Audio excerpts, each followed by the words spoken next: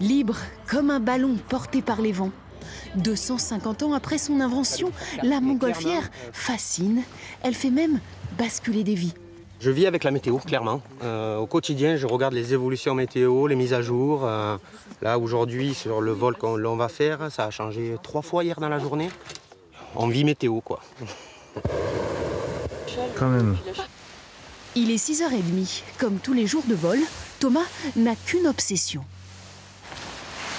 Allez, je vais commencer à allumer le ventilo. Et dès que ça ventile, ben c'est là où la magie commence, clairement, quoi. Donc voilà. C'est 4500 mètres cubes de volume d'air, environ 1200 mètres carrés de tissu. Faut pouvoir nous porter, quoi. C'est magique pour moi, quoi. Au quotidien, c'est vraiment un métier passion. Ballon gonflé, embarqué. Le soleil n'attend pas. Donc nous allons à 4 km/h en direction du sud-ouest, à 60 mètres sol. Voilà, donc on va monter petit à petit, on va sonder la masse d'air et on va voir ce qu'il se passe. Le sol s'éloigne. À bord du panier, on en perdrait presque la parole. Je suis émerveillée.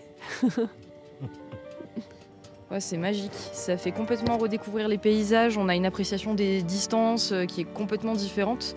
Et puis c'est très, très calme, quoi. On sent pas du tout le déplacement, la montée, la descente. C'est hyper agréable, c'est tout doux. Drôle de métier que de piloter cet engin volant qui n'est pas dirigeable. Dans une autre vie, Thomas était directeur de supermarché. Moi, je travaillais du lundi au samedi soir et je bronzais sous les néons. C'est un gros changement de vie, on profite et quand on voit mon bureau, quoi.